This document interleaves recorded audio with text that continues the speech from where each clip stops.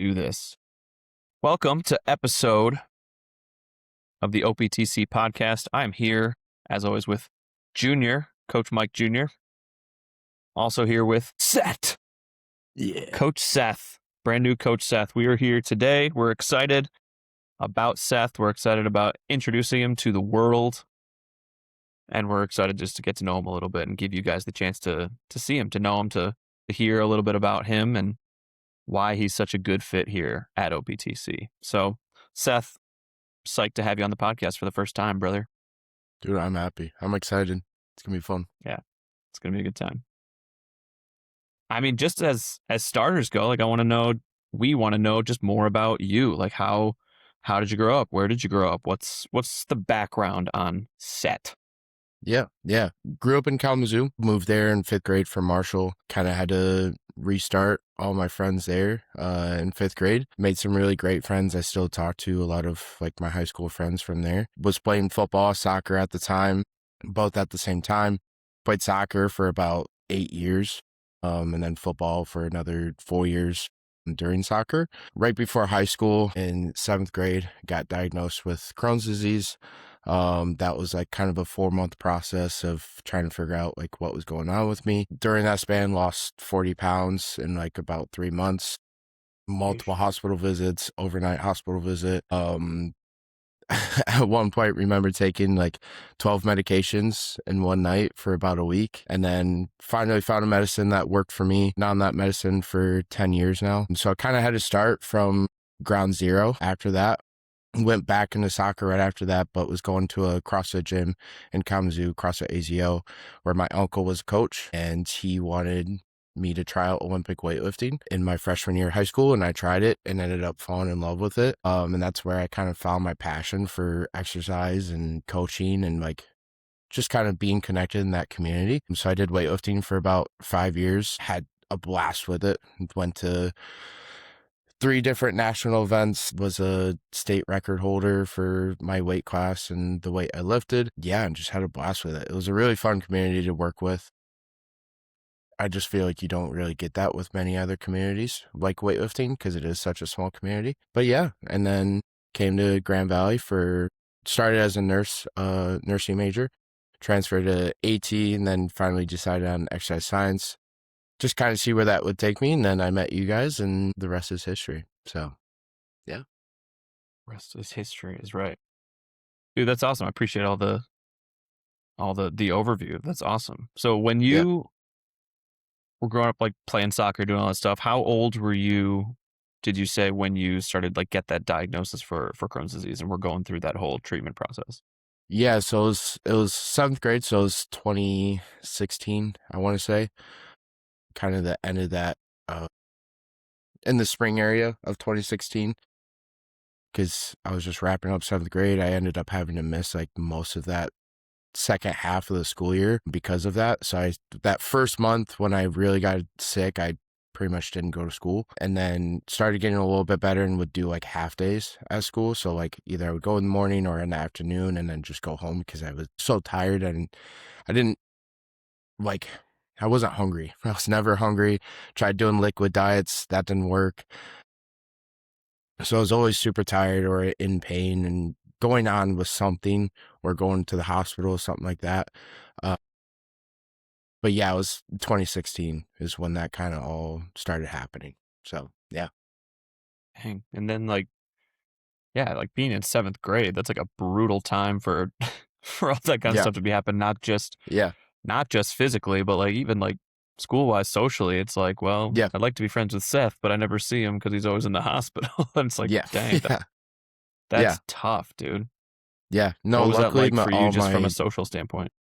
Social standpoint, like I am very happy with the friends that I did find when I did move to Kalamazoo. They supported me through it 100%, and they were always checking in on me.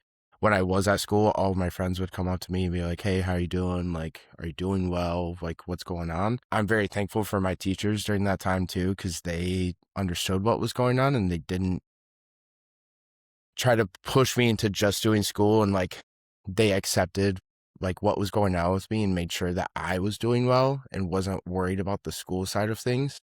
They just wanted what was best for me during that time. So I'm very blessed for them to have that ability to be able to kind of be like, no, worry about yourself. Like, make sure yourself is good and don't worry about the school side of things. So, yeah.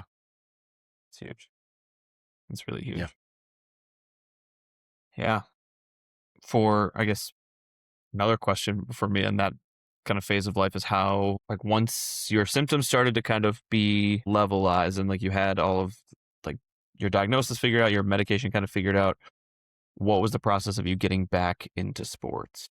Yeah. Yeah. So sports for me have always been a big part of my life. I've always loved sports. I've always loved playing sports and watching sports. So we found Remicade is the drug that worked for me and made me like kind of become back to a normal life. So it's an infusion, have to do it every 8 weeks, but kind of going back into sports, I never, during that whole time of my medical issues, I always wanted to go play soccer and like play something. I wanted to be social. I wanted to be athletic. So it's kind of like, okay, how do I feel? Am I able to kind of like ease my way back into soccer? And that's what kind of happened is I eased my way back into soccer because I just always had that passion for it, and that social connection of my friends. And like, because that team during that time was all my friends from middle school. Like all my Yeah. friends were in my middle school and I was always hanging out with them. So I wanted to get back on that team and I wanted to go play with those guys. Um, so I was just kind of easing my way back into it. And that's when I kind of 6 months after I started CrossFit, and training for that. And then that's when I made that transition into weightlifting. So yeah. Did you have any like friends from soccer or anything like follow you into weightlifting at all? None of them followed me into weightlifting. It's such a unique sport that none of them really followed me into it. And they all kind of continued to play soccer throughout high school. And with my training schedule with weightlifting, and that was my passion, I didn't have time for soccer because I was in the gym for 6 days a week. But yeah, none of them really followed me into it.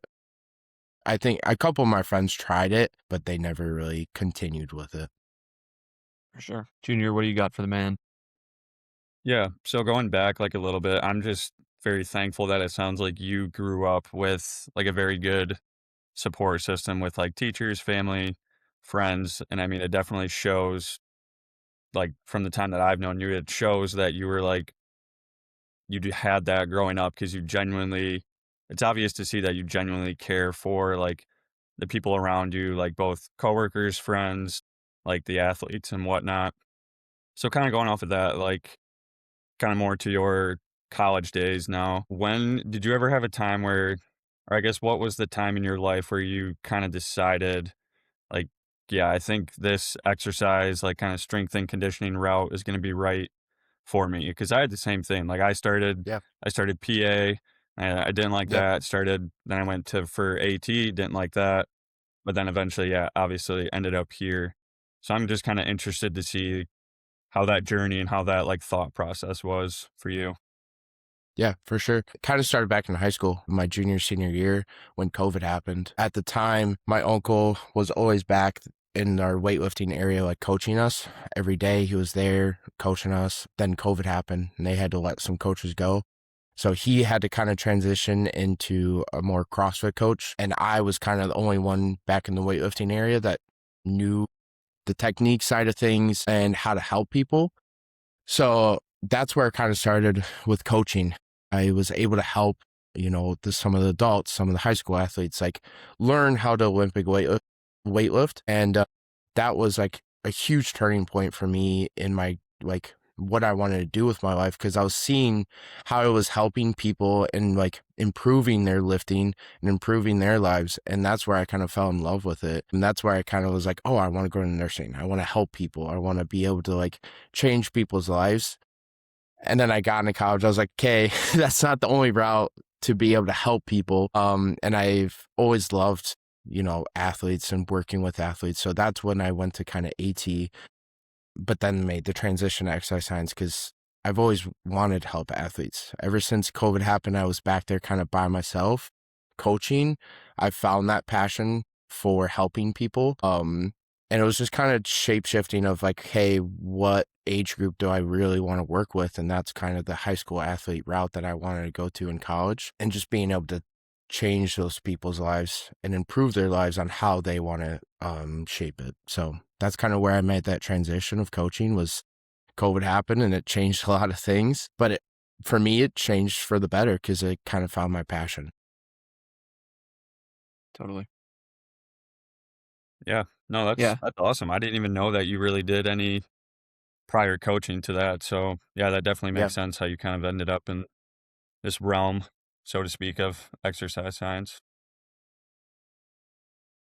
Even what Junior kind of alluded to, like he had kind of a different like initial like start in his route and like starting Yeah. PA and then AT and then moving to here. I think similarly, like when I was starting college, I was like I wanted to go into something to help people. And at the time I was like I wanted to be like a youth pastor. I was like I want to help teens, I want to help like young adults, and I want to be someone that can help and be positive in that. And that never went away, but I think the avenue of how to do that has definitely changed over the years. And but yeah, it's amazing how a simple desire to not only just be there and show up for people, but to coach and help people is always just like a Yeah. part of the genuine heart of people who want to get into this kind of career field.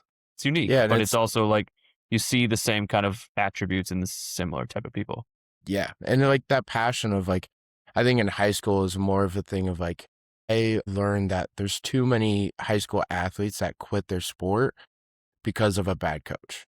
And I didn't want that because for me, sports has always been like a gateway of like, oh, I can kind of like just focus on this and not worry about other problems, right? I can just go here, I can play the sport and have fun with it. And I kept seeing high school athletes quit their sport because of a bad coach. And I'm like, I don't want that. Like, that's so disheartening to me to see athletes quit their sport because of one situation. So that passion of like being a coach away from their sport and help them in their life where they want to get to has always been in the forefront of my mind because I want to be able to help those people continue to love their sport or, you know, better their lives in general. And that's always been my focus ever since kind of learning in high school that I do love coaching. So, yeah. Totally. Dude, that's such a great point because yeah, so many kids, even the kids that we coach right now are in a spot where they're like, yeah, I don't know if I want to play anymore. You're like, Right.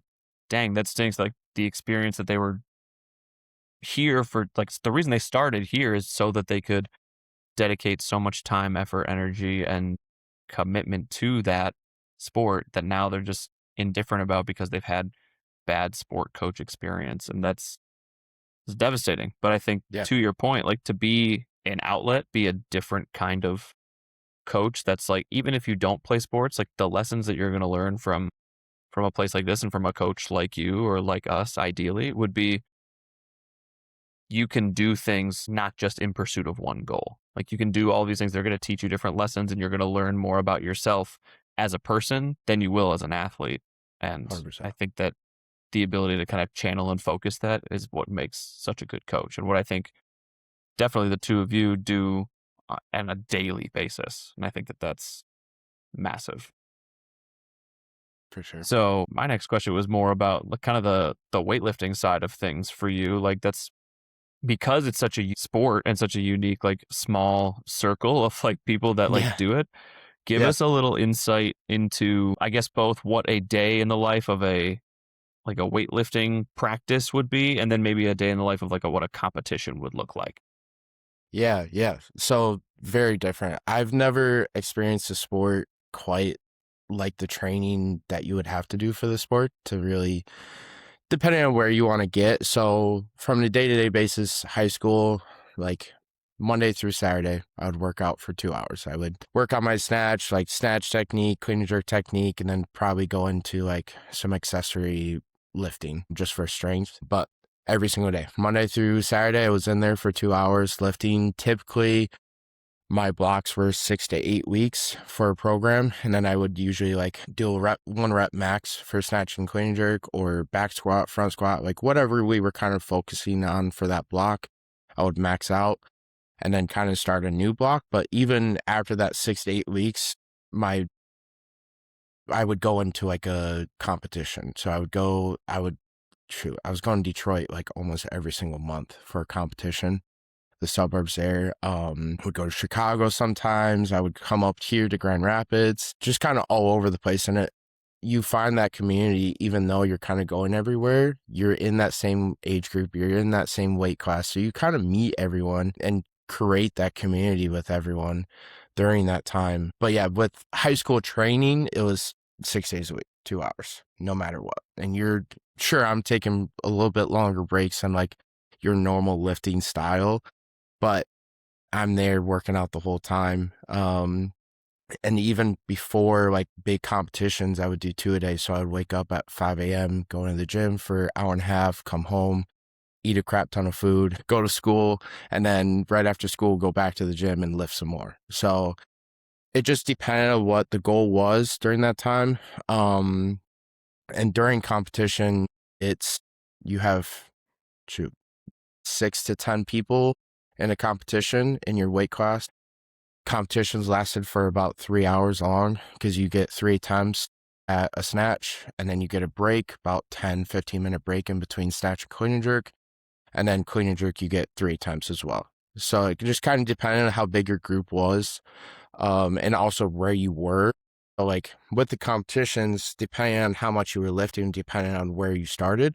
So like if I was the last lifter, right, I wouldn't even start warming up till halfway through the group because there was so much time. And even with clean and jerk, you would do the same thing. You would literally watch 4 people do their 3 attempts before you even started warming up, and you're just kind of getting antsy. You're like, you're ready to go. I'm ready to go lift however much weight I need to. But it was difficult with, national events. I would travel to Anaheim for a national event, and that was probably the trickiest competition I've done because of flying, like dieting, tracking all my calories, what I was eating, and also rest, like making sure I didn't overdo it right before the competition, but like making sure I'm staying mobile on the flight. And like, it was this whole process of, like traveling with it. So it looked different, really. Like every competition was different. Every like training block was a little different depending on what I needed for the next competition or what to make me better. So yeah, it was kind of whatever I needed most was that block. And then, okay, do I need to do 2 a days for this competition? Or is it kind of a more like, let's go hit maybe a PR, but just kind of get that exposure on that lifting platform. So yeah. Mm-hmm. So you said that you had in your weight class by the time you were done lifting, you had a state record. What was your record? What were you in which lift? The snatch and clean and jerk and total. Oh, so like both. with competition, you get a medal for snatch, medal for clean and jerk, and then a medal for total. So you get 3 total medals. Well, you do. Yeah. Yeah. But for this competition, it was the state competition, state championship at 8th Day, actually, CrossFit gym here in Grand Rapids. Sure. And lifted there, ended up holding a state record for all 3 lifts. I haven't checked in a while if I still have those, but I might want to check on that. But yeah, I ended up lifting PRing in all of my lifts. I made like an 8 kilo PR for each lift. It was a big competition for me. But yeah. For those of you at home, weightlifting is measured in kilos, not just in pounds. So Seth will have to do the conversion for us. Yeah. It's 2.2. Correct. So who was your or what was your clean and jerk for that event, and then your snatch? For that event, I gotta remember. I think I snatched between 100 to 110 probably at that time, which is roughly just over 200 pounds snatch. Clean and jerk, I probably was in that 130 range. 100 kilos, 225. Yeah, 225, yeah. Give or take. And for the clean and jerk, it was run around probably that 130 to 140 kilo range. I don't remember the exact weight I did, but yeah, somewhere right around that range probably. What was your weight class? That weight class, I was probably at the 96 kilo, I think. The 96 to like 102 kilo weight class. Gotcha. Was right where I think I was during that time. Yeah. Wild. Yeah. It's very sick. Yep. That's crazy. Sounds like you absolutely like killed it though. So that's kind of sick. But just like with sorry, going back to No, what you you're were good. talking about, like with your training and just like how intensive that sounds, especially for like the sport that you did. Because we try to like kind of stress to kids too that like lifting and playing sports, like we were talking about, is so much more than actually just playing sports. Like it can shape who you are as a person, and it can kind of give you a bunch of life lessons. So like when you were at that younger age, would you say that like that was the case for you? Like when you're doing all these really intensive workouts and just like working up to a big competition, and like you got to be really motivated, really disciplined and locked in. Would you say that that kind of carried over for you later in life and in different aspects of your life? Yeah, 100%. The biggest thing I took away from weightlifting probably was my mental focus. Because going into weightlifting, I'd never done like an individual sport before. It was always a team sport. And I never realized how much your mental focus can change when it's just an individual sport. Like, sure, I had a team, like CrossFit AZO had a weightlifting team, but when I'm on that platform, it's just me and my thoughts. It's my coach is off to the side. He's not talking to me. It's my own thoughts. And kind of shaping my mental focus was the biggest difference for me because I never realized how much like you overthink when you lift a lot of times, or you're thinking about too much at one time. Because when I first started out, it was like, okay, stop overthinking everything and just lift. Just go do what you want and have fun with it, and prioritize like how much you want to lift at the end of the week or like end of the block, right?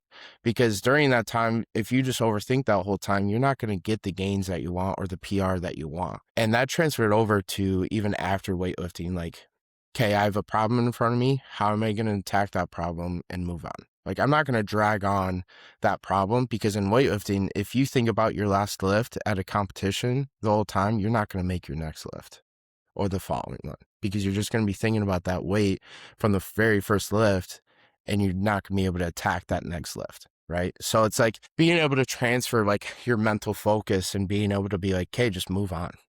That's in the Mm. past. Like, you don't need to worry about that anymore because you have this next lift coming up.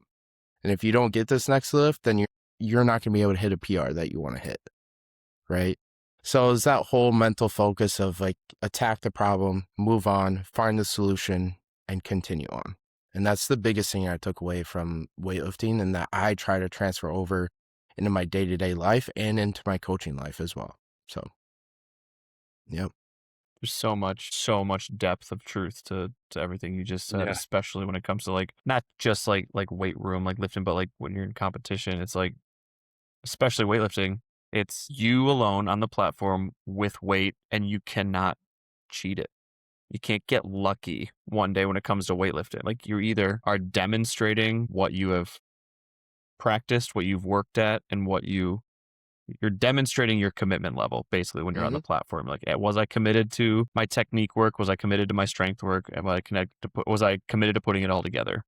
And like the same kind of thing we can tell the kids here. And it's like, hey, like, you could come here and be a weight room stud and not practice your sport at all, and you're not going to be as good as you could be. You could play only your sport and never do anything in the weight room here and not be as good as you could be. But if you maximize the two of them, no one's going to be able to say anything to you, because your preparation and your commitment are going to be so evident on the field of play. Like, your preparation can't be faked. It can't be taken from you either, No, which it's is awesome. huge. Yeah. No, like, I'll talk to athletes, like right now, big one's baseball, right? Get pitchers into the gym and they're like, oh, I didn't pitch well. And I'm like, okay, why?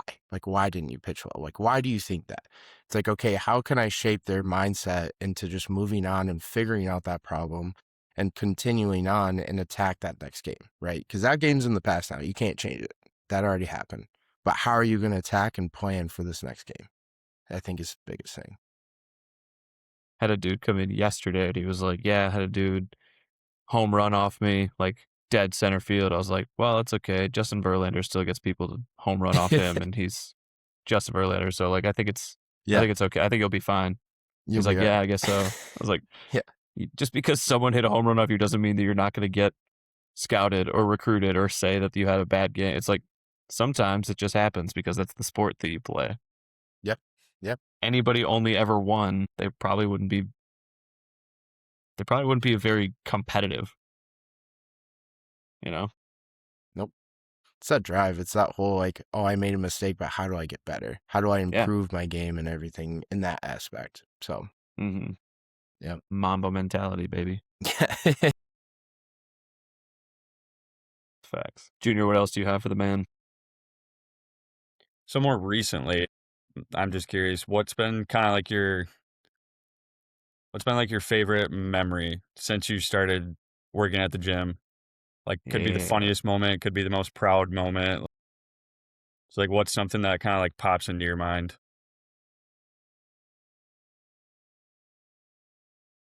I feel like this happened like 2 weeks ago, and it was like, I think it was like a Saturday morning or something. And just being able to help those athletes, truly, like seeing them have a problem and I'm able to give them advice and truly help them. And I think it was like 2 weeks ago, an athlete was struggling with the lift, and I looked at it, I see what was going on, and I was like, hey, let's do this. Let's try this. And they're like, oh my God, this is so much better. Like, this makes it so much easier for me to do this lift. And I'm like, awesome. Like, that's what I Yeah. love. And I left the gym and I was like, I love being able to help these athletes and like make them better in the way that they want to get better, right? Just being able to see them improve day by day. And like, I can't wait for like year down the road or whatever. And I see those athletes like being able to like get college recruited and like being able to live out the dream that they want to live. And that's like truly all I want for them. And that's my biggest takeaway from working at the gym is just being able to help those athletes get where they want to get. And that day-to-day life of like just being able to like instruct those athletes of little technique things that I just have learned over my career of like lifting and everything and make their life easier. So I can't really say there's like necessarily one moment. It's just that day-to-day life of being able to help those athletes. So, yeah. I love that. And Yeah, I was can gonna say confirm. that's a very broad answer, but I It mean, is. in the end, like that's really what it's about. Like, It is. then I didn't know what direction you were gonna take with that, but like I absolutely love that because yeah, it's fun seeing Brandon leap this morning, like Yeah. squat the absolute Yeah. house. But then also like when you get kids who come in super beginner level and they bench, say, 15-pound dumbbells for the first time, it's like that's just as awesome. And we're still Yeah. helping both of those clients achieve what they want either way. So Yeah. yeah. Yeah. Dude, absolutely can confirm that from being here as long as I have and seeing kids go from middle school group on their first day, like kettlebell deadlifting, like a 35, to then 4 years later, like being recruited to a Division I college and deadlifting like 400 pounds for like 10. You're like, Insane. it's insane. And like, It's insane. not to say any of us are the reason, but knowing that we got to have a positive impact and know that we get to see some of these kids grow up in so many ways, and just be proud of the consistency, proud of the hard work, and thankful for the opportunity to be like a guide along that path for them. 100%. So 100%. Yeah, And it's like, for sure. even when they hit like those PRs, every single time they hit a PR, I'm super happy for them because it's like, I Yeah. know from when I weightlifted, sure, it was a 2-pound PR, but that's still a PR. That's still progress. Like, you're still Yeah. moving forward, and seeing those athletes hit those PRs between squat to deadlift, like a middle schooler deadlifting 2 plates with 2 chains on. Insane. Like, Insane. would never imagine that in my life.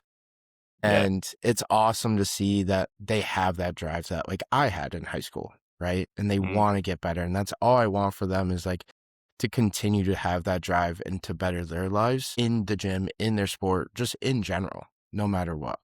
And it's awesome to see every single day. Absolutely agree. Absolutely agree. Cool. My last question really for you is what's been like, you've been here pretty much a year. Like, you've been here like a part of the gym other than a couple months of the summer last year. Just Yeah. you've been here almost a year just with like your presence between your Yeah. observation time / internship and then again, your internship, going right into like Yeah. working, which has been for us phenomenal. Yeah. And I want to know what the biggest difference is that you've noticed in yourself between those different stages of like kind of observational intern and then like a full-fledged intern and then like working and like this Yeah. is your job and all that stuff. So what's been the biggest Yeah. differences more you've seen in yourself? Yeah. And myself, like for my first round of that first semester, it was more of like, okay, how do I not stand in the corner and stand there silently and like just be a person in the corner? Like, how do I make an impact for these athletes? And for me, I think for that, it was like, okay, let's start meeting some athletes. Like, let's learn their story. Let's learn like where they're at in life and everything like that. And that's where I really think I took that first semester was like, okay, I need to learn not only like the process of how optimal does it, but also learn the athletes, learn like who they are and what they do, is what I think I really focused on in that first semester. And then in that second semester with that internship, I felt a lot more comfortable with those athletes and coaching them. And I think even after that first semester, I still felt more comfortable coaching them. But in that second semester, I was like, hey, I have 3 athletes. How do I program them, like make their program to benefit them? And I think that second semester, that was the biggest thing for me. I was like, okay, I've never really done programming in general, but I know like exercises. It's like just that exercise selection of like, okay, what is going to be best for them? What do they need?